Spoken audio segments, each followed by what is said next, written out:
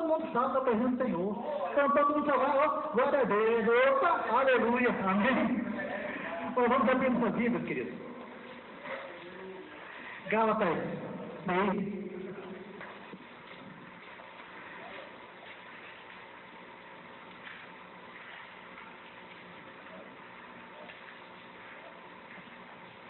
Gálatas 6, verso 7. A carta do apóstolo Paulo à igreja na Galácia, aos Gálatas, diz assim: não se deixe enganar, de Deus não se zomba, pois o que o homem semear, isso também colherá. Feche seus olhos em uma só Bíblia.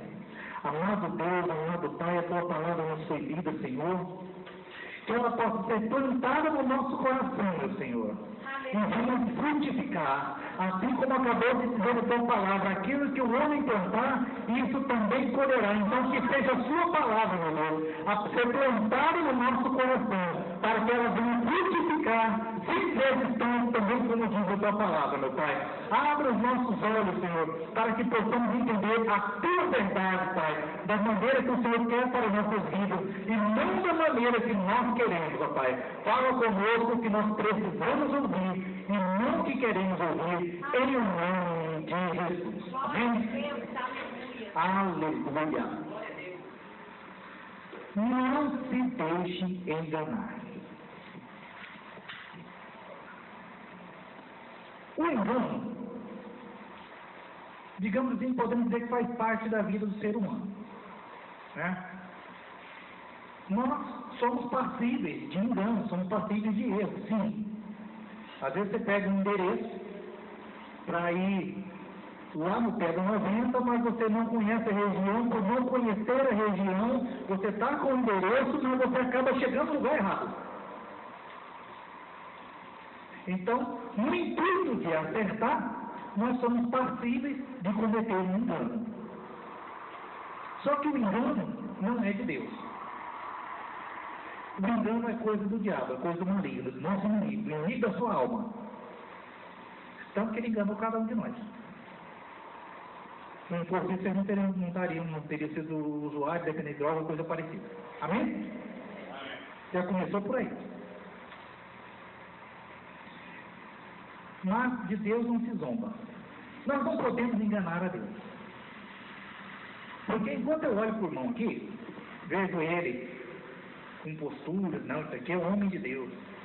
Pelo menos ele por fora aparenta isso. Só que lá dentro, o íntimo, só o Senhor conhece. Abraham Lincoln foi um presidente americano e ele disse uma frase: você pode enganar algumas pessoas por muito tempo, pode até enganar muitas pessoas por algum tempo, mas não pode enganar todo mundo o tempo todo. Uma hora a máscara cai, né, irmão? Uma hora a máscara tem que cair. E aí nessa hora que a máscara cai, é aquela hora que você olha no espelho e fala: Jesus, eu sou isso. Misericórdia, Pai. O que eu tenho plantado? Porque a palavra de Deus diz: o que o homem semear, isso também colherá. Vou te falar uma coisa, querido, você querendo ou não, o que você plantou, você vai colher. Alguns 30, alguns 70, outros 100. Mas vai colher. Se você plantou arroz, vai colher o quê? Arroz. Não tem como colher milho. Né? Quem que é o irmão que falou que gostava tanto de milho aí? É tu mesmo? Você já plantou alguma outra coisa que nasceu milho? Não. Para colher milho tem que plantar milho. Né? Cadê a horta de milho? Onde é que você plantou? Né? Não adianta, eu não consigo plantar milho e colher arroz ou outra coisa. Vou colher aquilo ali. E falando em plantação, você vai lá e planta 2 sementinhas de milho, nasce um pé, já que você vai colher, você colhe o quê? No mínimo 4 espigas. É sempre mais do que o que a gente planta. Um ditado antigo dizia assim: quem planta vinha, colhe uva. Quem planta chuva, colhe tempestade. Mas o que eu faço, então, para que eu não plante a minha semente errada? Para que eu saiba escolher a semente que eu tenho que plantar. Eu tenho que plantar uma boa semente para que eu tenha uma boa colheita. Certo? Eu posso colher, eu posso plantar devagarzinho, com calma, pode demorar a colheita, mas uma hora a colheita vem. E ela vem sempre a maior do que o que nós plantamos. Para isso, queridos, existem sementes, ou seja, decisões que nós precisamos tomar. E eu vou seguir um exemplo de um cara fantástico, Jesus. Aí você fala assim: não, mas peraí, não vale. Não vale porque Jesus era Deus. Sim, com certeza. Jesus, ele era 100% Deus. Então, o que ele queria acontecia do jeito que ele queria, da forma que ele queria, do jeito que ele queria, porque ele era Deus. Certo? Só, amados, que nós esquecemos que Jesus, ele era 100% homem. Ele era 100% carne e osso, assim como você e eu. Sujeito à fome, sujeito à sede, sujeito a frio, a ficar com vontade de dar uma picuda na canela de alguém. Por exemplo, tem um relato no livro de Lucas, que ele ia passando, ele viu a figueira frondosa, bonita, ele chegou lá, procurou figos e não achou. Ele falou: pois de você nunca mais ninguém coma nada. Ele amaldiçoou a figueira, no dia a figueira estava seca, esturricada. Aí eu disse: Deus, eu estou dizendo, ô seca pimenteira, hein? Jesus também, ele era 100% homem, gente. E é como ele que ele venceu. Então é por isso que nós vamos dar o exemplo dele.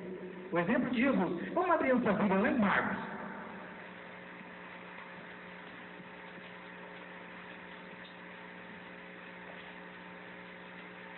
Mateus, Marcos, o Evangelho segundo escreveu o médico, quer dizer, o apóstolo Marcos. Isso, capítulo 6, do verso 35 ao 45. Eu acredito que todo mundo conhece essa passagem. Eu gostaria de te convidar a se colocar em pé em reverência à palavra do Senhor. E diz: e como o dia fosse bastante adiantado, seus discípulos se aproximaram dele e lhe disseram: o lugar é deserto, o dia já está muito adiantado. Marcos 6, verso 35 em diante. Amém? Amém. Vamos lá. E como o dia já fosse muito adiantado, seus discípulos se aproximaram dele e lhe disseram: o lugar é deserto e o dia já está muito adiantado. Despede-os para que vão aos lugares e aldeias circunvizinhas e comprem para si pão, porque não têm o que comer. Ele, porém, respondendo, disse: dai-vos vós algo de comer. E lhe disseram: iremos nós e compraremos 200 denários de pão para lhe darmos de comer? E ele disse: quantos pães tem? E de ver. E sabendo eles, disseram: 5 pães e 2 peixes. E ordenou-lhes que fizessem assentar a todos em ranchos, como em erva verde. E assentaram-se repartindo em 100 e de 50 em 50. E tomando ele 5 pães e os 2 peixes, levantou os olhos para o céu, abençoou e partiu o pão, deu aos seus discípulos para que pusessem adiante deles, e repartiu os 2 peixes por todos. E todos comeram e ficaram fartos, e levantaram 12 cestos cheios de pedaços de pão e de peixe. E os que comeram os pães eram quase 5.000 homens. Amém? Podemos assentar. Sabe, queridos, nesse texto, eu consigo observar 5 sementes que Jesus plantou e que nós podemos plantar hoje em dia em qualquer área da vida. Tá? Vamos sair do mundo espiritual mesmo, mas vamos trazer para o nosso dia a dia. A palavra de Deus, ela é viva e eficaz, e conforme diz 2 Tessalonicenses 3, 16 e 17, diz que toda a escritura é inspirada por Deus e proveitosa para ensinar, repreender, disciplinar em justiça, endireitar as coisas, a fim de que o homem de Deus, eu e você, seja plenamente instruído e capacitado para toda boa obra. E quando fala toda, ele está falando toda. Não deixou nada de fora. Deixa eu dar um exemplo para vocês aqui, um exemplo pessoal. Nós compramos uma casa há uns 8 anos atrás, mais ou menos. E eu estava tendo um problema sério com o pedreiro, gente. Combinava, o tal do pedreiro não ia. Quando ia, ele gastava material demais, estragava. Rapaz, eu falei, você quer saber de uma coisa? O mesmo Deus que capacitou esse cara, capacita a mim também. Eu vou começar a fazer isso. Porque a Bíblia diz que eu sou capacitado para toda boa obra. Peguei a colherzinha lá e comecei, e tá. Gente, se vocês verem a minha casa, já teve pedreiro profissional que olhou assim e falou, rapaz, ó, tá de parabéns. Eu falo, não sou eu, glória a Deus. Porque foi Ele que me capacitou. Eu já levantei a casa, forrei, cobri, pintei, passei massa corrida, fiz banheira, sentei cerâmica, coisa que eu nunca achei que fosse capaz. Tenho deixado os pedreiros de orelha em pé. Mas sou eu? Não, é o Senhor. Porque eu tomei posse dessa palavra. E cada um de nós pode fazer isso. Quando nós tomamos posse da palavra de Deus. Porque nós somos capacitados para toda boa obra. E quando ele fala toda, ele está falando toda, ele não falou alguma. É por isso que eu gosto de usar a palavra de Deus para ensinar. Porque é ela que nos capacita. Ah, não, mas ele está falando do mundo espiritual. Não, está falando do mundo carnal também. Essas 5 sementes que Jesus deixa de exemplo para nós aqui, serve para a sua vida pessoal, serve para a sua vida familiar, serve para a sua vida profissional, tá? Para todas as áreas. Vamos lá. A primeira semente está lá no verso 35, que diz: e como o dia já fosse muito adiantado, os seus discípulos se aproximaram a ele, dizendo, tá. Ninguém trabalha sozinho. Esta é a primeira semente. Ninguém faz nada sozinho. Trabalhe sempre em equipe. Quer um exemplo? Deus criou Adão, colocou ele lá no paraíso. O que ele fez? Nada. O Adão sozinho só ficava lá. Esse aqui tem cara de veado. Esse aqui tem cara de elefante. Esse aqui tem cara de girafa. Isso aqui tem cara de macaco, só. Mas quando Deus deu a Eva para ele, formou uma equipe, olha nós aqui. Sozinho você não é capaz de fazer nada, gente. Ah, pastor, mas eu não gosto de trabalhar com os outros, eu gosto de trabalhar sozinho. Meu filho, vou te falar uma coisa, no céu não vai ter um cantinho só para você, não. Então é melhor você começar a deixar esse teu orgulho do lado e entender que você precisa do teu irmão. Se você está doente, você tem que formar uma equipe com o médico, com o farmacêutico, com o enfermeiro. Não é assim que funciona? É dessa forma. Ninguém faz nada sozinho. Deus chamou Noé, Noé, eu quero você, tua esposa, teus filhos e a mulher dos teus filhos. Uma equipe para construir a arca. Sabe, queridos, é impossível no mundo. A coisa só muda quando você trabalha em equipe. A minha vida só veio mudar depois de duas coisas. Depois que eu aceitei Jesus e depois que eu casei.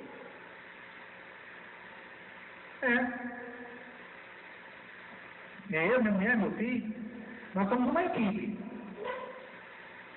Tem dia que você está indo para um lado, a equipe está puxando para o outro, um dia você vai todo mundo para um lado só, outro dia alguém da equipe quer ir para o outro lado, um dia todo mundo ajuda, outro dia outro tem um que atrapalha, mas é a vida. Se você for olhar para a sua mão, seus dedos são diferentes. Um é mais comprido, um é mais curto, outro é mais grosso, outro é mais fino. E se você for olhar direitinho, as digitais deles são diferentes. Mas estão ali, um do ladinho do outro, um ajudando o outro, trabalhando em equipe. E ainda tem um ditado que diz assim, uma mão lava a outra e as duas batem palma, as duas lavam o rosto, porque trabalham em equipe. Amém? Então, a primeira semente que você tem que plantar para ser um vencedor, trabalhar em equipe. Amém? Vamos para a segunda semente. Vamos pegar ali do verso 36 em diante. Não, 37. Ele, porém, Jesus, respondendo, disse, dai-vos vós ao que comer. E eles disseram, iremos nós e compraremos 200 denários de pão para lhe darmos de comer? E ele lhe disse, quantos pães tem? E de ver. E sabendo eles disseram, 5 pães e 2 peixes. Certo. Vamos focar nisso aí. 5 pães e 2 peixes. Teve um aqui que queria falar, não, vamos juntar 200 denários, vamos fazer um cálculo. Um denário equivale a uma diária. Uma diária hoje é R$100 mais ou menos, né? Então eles queriam aí o quê? R$2.000 para comprar pão para aquele povo. E Jesus falou, o que nós temos aí? Aí o André falou, Jesus, na verdade, a gente não tem nada. Mas tem um guri ali que tem um lanchinho, tem 5 pão, 2 peixes, se a gente juntar todo mundo aqui, nós seguramos o moleque que está com o pão dele. É isso que nós temos.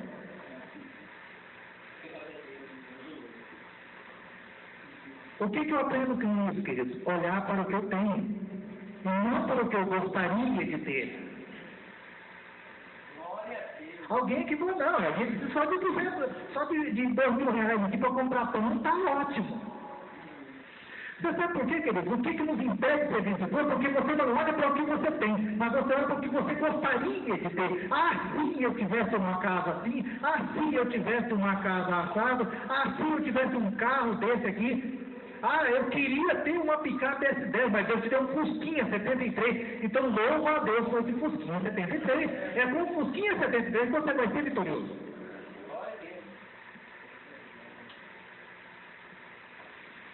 Ah, eu gostaria que a minha mulher fosse desse jeito, fosse daquele. Mas, rapaz, você escolheu aquela. Então é com ela. É aquela.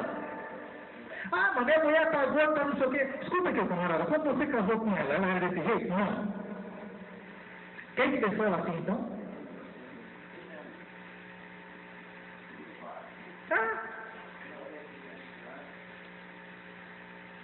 A culpa da mulher hoje está descabelada, 10 quilos acima do peso normal, cheia de estria. Porque o infeliz do cara nunca tratou com carinho, ela deu filho, né? Ficou com a barriga cheia de estria, o marido nunca foi capaz de mandar ela para um spa. A mulher está sem dente, ele não é capaz de mandar ela no dentista para fazer uma prótese.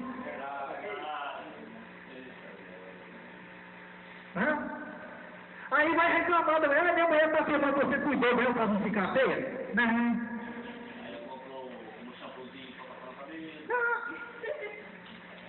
Não cuida, não trata com amor, não trata com carinho. Só chega em casa no dia lá, né? Com aquela cuecona, 2 números maiores do que o normal, um pingo de xixi do lado da mulher, hoje tem. É para ter morte, infeliz, você vir para cá com isso. Não deposita, e aí de novo quer sacar, né? Não vira. Você tem que olhar para aquilo que você tem. Não é desejar o que é do outro. Ah, porque se eu tivesse um teclado igual ao do Aquiles. Meu filho, usa o que você tem. Com certeza, esse centro de recuperação está do jeito que está, não porque o proprietário ficou olhando para os outros. Ou não, eu tenho isso aqui e é com isso aqui que eu vou louvar a Deus. E Deus vai honrar. Amém? Terceiro, está ali no verso 39. E ordenou-lhes que fizessem assentar a todos em ranchos, ou seja, em grupos, sobre a erva verde. E assentaram-se repartindo de 100 em 100 e de 50 em 50. Outra coisa que eu aprendo, outra semente, a quarta semente, a terceira semente que eu aprendo aqui com Jesus é: seja metódico e organizado. Planeje. Aí tem uma musiquinha bonitinha, né, que o crente gosta de cantar. Vai dar tudo certo, em nome de Jesus. Só que o cara não planeja nada, né? Só vai pela fé. Opa, é pela fé que eu vou. Aí vai lá, pela fé ele compra um carro, pela fé eu vou conseguir um emprego para pagar o carro. Só que não planeja, não se qualifica. O camarada quer comprar um carro, mas não tem nem a CNH para dirigir. Quer comprar o carro, mas não tem a garagem para colocar o carro lá.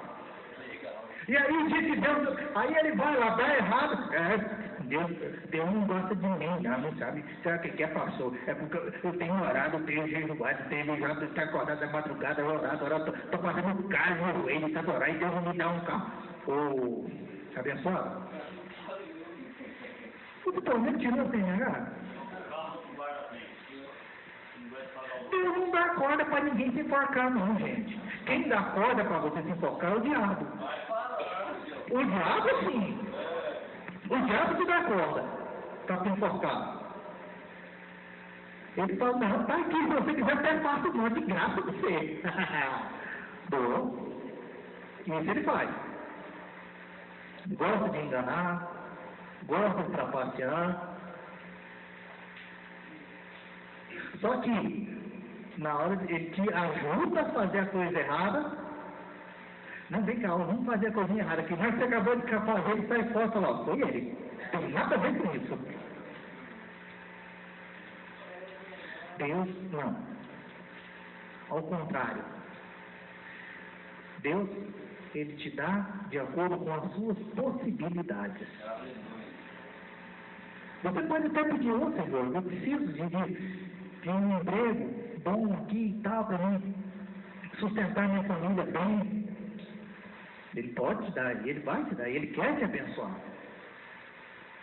Só que ele sabe que você ainda, talvez a gente ache que não, eu já estou bom, eu já estou sarado, eu estou não sei o quê, mas ele sabe que se ele te der um emprego no qual você vai ganhar uma quantidade boa, no primeiro salário você vai queimar tudo. Talvez por isso, ele falou: não, filho, calma, espera um pouco mais, aguarda um pouquinho aí, permaneça. Eu sei até onde você pode ir, mas e você sabe? Por isso é que quando ele vai dando as coisas pra gente, ele vai dando de forma calma, devagar, com calma. Que é para nós não metermos os pés pelas mãos e fazer burrada. Saber administrar. Conta uma experiência minha rapidinho aqui. Há 8 anos atrás, quando a gente veio para cá, nós começamos a frequentar uma igreja lá perto de casa, a igreja Casa da Bênção. E eu tinha uma guitarrinha velha feita de sucatas. Pedaço de um, pedaço de outro, captador de um ponteiro de outro, braço de outro, fui juntando e fiz uma guitarrinha. E estava sempre regulando ela e tal, e rebaixando, não sei o que e tal, e tocava com ela gostoso. Um dia eu estou navegando na internet, vi uma guitarra muito bonita, branca, linda, profissional. Falei, olha, Senhor, é uma dessa aqui que eu quero para te louvar. Mas continuei com a minha vergonha. Sabe, queridos, 2 anos depois, o Senhor me permitiu comprar uma do jeitinho que eu queria. Inclusive na cor branca.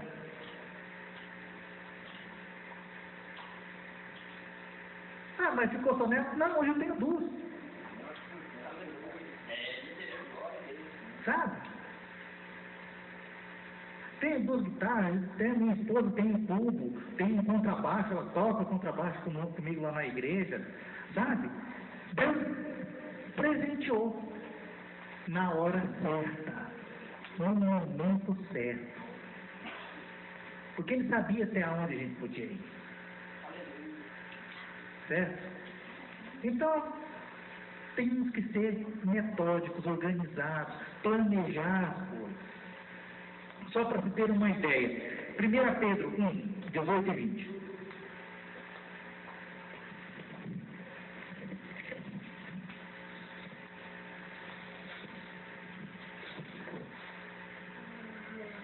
E diz assim: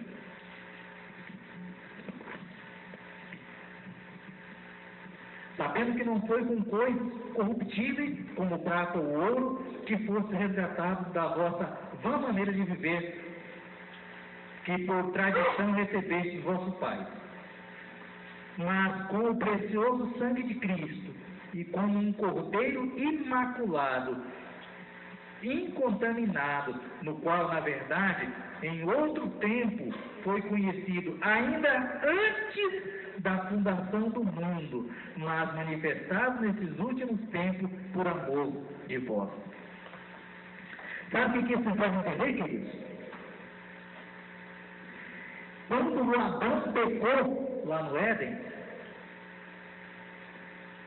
já estava planejado. Deus já sabia que isso iria acontecer. Portanto, antes dele falar, haja luz, ele falou, haja a cruz. Pedro nos diz ali que antes da fundação do mundo, Deus já havia planejado a cruz para mim e para você, para a nossa salvação. Isso, queridos, é planejamento. Deus falou, eu vou fazer o homem. O homem pode fracassar, mas eu já vou fazer o escape. Aleluia. Então, antes dele fazer o homem, ele já planejou, ele projetou, ele sabia que algo poderia acontecer com o homem. Não por ele, mas por nós. Então ele falou, eu já vou deixar um plano para o homem. Então, antes dele falar, haja luz, ele falou, haja cruz. A cruz de Cristo que nos alcança hoje. Alcança a mim, alcança a você, a cada um de nós. Isso, queridos, é exemplo de planejamento. Isso é exemplo de estar no controle. Então, se você quer ser um vencedor, a terceira semente é, seja metódico, seja organizado. Faça planos. Ah, mas eu não posso contar meu plano para ninguém, não, porque se eu contar, ele vai ficar com inveja. É, realmente. A tua felicidade vai chatear muitas pessoas. Mas vai ter pessoas que vão te ajudar. A tua felicidade pode deixar um ou outro com dor de cotovelo. Alguns incapazes. Alguns que não conseguem, ou melhor, que conseguem, mas têm preguiça de se espelhar em você. Então vão tentar roubar a tua bênção. Só que a bênção que é tua, ela é tua. e ninguém tasca. Amém? Quarta semente, está lá no verso 41. E tomando ele os 5 pães e os 2 peixes, levantou os olhos para o céu, abençoou, partiu e deu-lhe aos seus discípulos para que os pusessem diante deles. E repartiu os 2 peixes por todos. A quarta semente, querido, trabalho. Trabalha. Provérbios, vai ter com a família, preguiçoso. Eu vou ganhar uma picape porque Deus vai me dar. Ele pode até te dar por amor a ti, mas se você não levantar e não ir trabalhar, ele primeiro vai abençoar o trabalhador. E se sobrar bênção, ele te dá. Porque você também é filho do rei. Amém? Você tem 2 filhos. Um que é obediente e outro que é teimoso. Qual deles você tem prazer em dar um presentinho? Você é meu filho? Não responda. Não responda. Só pensa, que tipo de filho sou eu?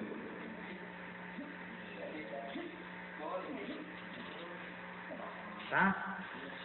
Querido, vocês podem olhar, vocês não vão ver na Bíblia Deus chamando vagabundo à toa. Ele só chama trabalhador. Você está ocupado, então vem cá que eu tenho mais um trabalhinho para você. Se nós vamos olhar o exemplo de Gideão, por exemplo, ele estava o quê? Estava malhando trigo lá no lagar. Lagar não é lugar de malhar trigo, gente. Lagar é lugar de pisar uva. Só que ele sabia que se ele fosse fazer isso lá na eira, os midianitas vinham e tomavam um pouco do trigo que ele tinha. Ele falou, não, isso aqui não, esse trigo aqui é meu, ninguém tasca. Eu vou malhar ele aqui, escondido, aqui sozinho, porque esse trigo é meu e eu não vou dar ele para midianita nenhum. Ele se quiser vou plantar o dele. O meu não. E aí o anjo chegou para ele e falou, opa, é isso aí que eu gosto de ver, rapaz. Cara valoroso, corajoso. Você não vê, querido, na palavra de Deus, Deus chamando o cara à toa. Só chama quem estava trabalhando. O cara que estava ralando. Quanto mais trabalhador, mais trabalho Deus vai mostrar ele. Não, isso não é diferente da igreja, não. Tá? Não é diferente. Você vê aquele irmãozinho que está lá, que trabalha na porta ali, não sei o que e tal, você fala, irmãozinho, vai lá preparar um café, ele corre lá e prepara e não sei o que e tal. É aquele. Aí você vê o outro sentado lá.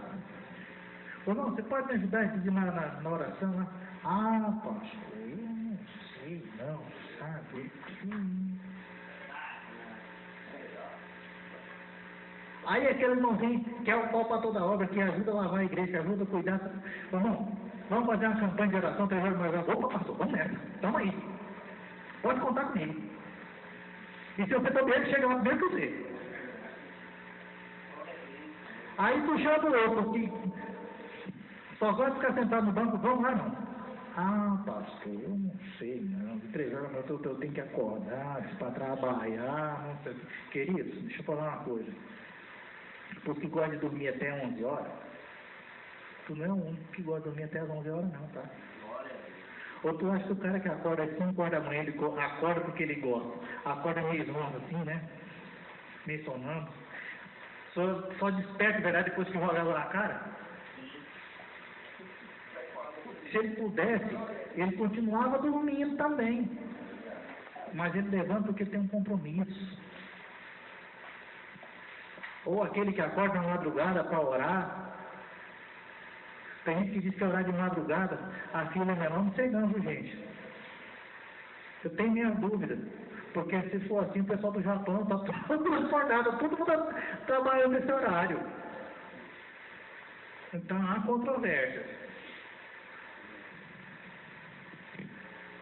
Mas Deus sempre chamou os que estão dispostos a trabalhar. Então, se você quer ser vitorioso, trabalhe. Trabalhe. E, quinto, não desperdice nada. Olha lá, ó. no verso 43, e levantaram 12 cestos cheios de pedaços de pão e de peixe. Ah, só um milagre, podia largar. Não, junta tudo, guarda aí, vamos levar para a mulher lá fazer pudim de pão para nós, alguma coisa assim. Não desperdice. Ah, eu estou com R$1.000 sobrando na minha conta, então doa para a igreja, querido. Se está sobrando na tua conta, você pode doar para a igreja, tá? Que a obra agradece. Não desperdice seu tempo, não desperdice o seu capital, não desperdice a sua vida, não desperdice nada. E eu tenho certeza que se você plantar essas 5 sementinhas, você vai colher uma coisa. Verso 42. E todos comeram e ficaram fartos. A fartura acompanha a quem planta essas 5 sementes. Sabe? Sinceramente, eu não sei qual que é a semente que você tem plantado. Mas essa é uma noite especial. Você hoje tem a chance de fechar seus olhos e mentalizar que tipo de semente que você tem plantado. Você tem 2 embolnados na tua mão. Você tem um embolnado do Senhor que diz para você plantar organização, que diz para você plantar ordem, que diz para você plantar companheirismo, que diz para você plantar trabalho. Mas você tem também um embornar que o diabo coloca junto de ti, que é para você plantar orgulho, que é para você plantar soberba, que é para você plantar falta de respeito, que é para você plantar preguiça. Eu não sei qual semente que você tem plantado, eu não sei de qual dos 2 embornados que você tem plantado. Mas o Senhor tem te dizer nessa noite, você ainda tem tempo de arrancar a semente errada que você plantou. Aleluia. Glória a Deus. Aleluia. Porque se você deixar, ela vai brotar e ela vai crescer.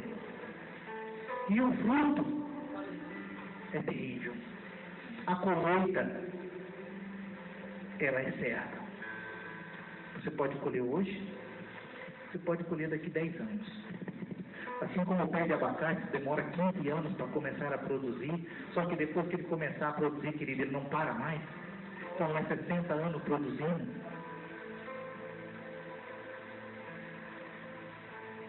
Você hoje tem essa chance de arrancar a semente ruim que por um acaso, que porventura você tenha plantado.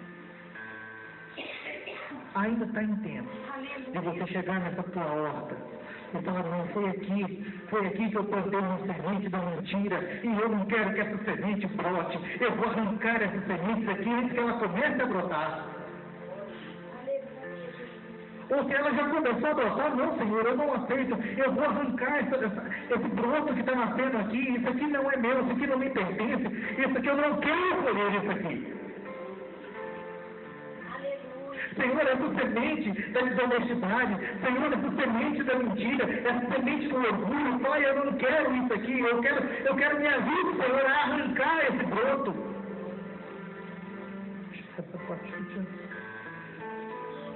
Mas, meu Deus, eu quero nessa noite começar a plantar sementes que vêm de Ti, Senhor. Senhor, nessa noite eu quero começar a plantar sementes que vêm das Tuas mãos. Pai, que o Senhor coloque um companheirismo no meu coração, me ensine, Senhor, a trabalhar em parceria com os outros. Pai, que nessa noite o Senhor me ensine a ser companheiro, a ouvir e a me calar.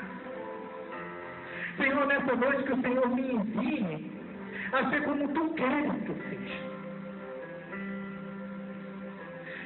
Chega, Senhor, eu não quero mais colher frutos malignos na minha horta, mas eu quero colher frutos bons. Na minha vida, eu não aceito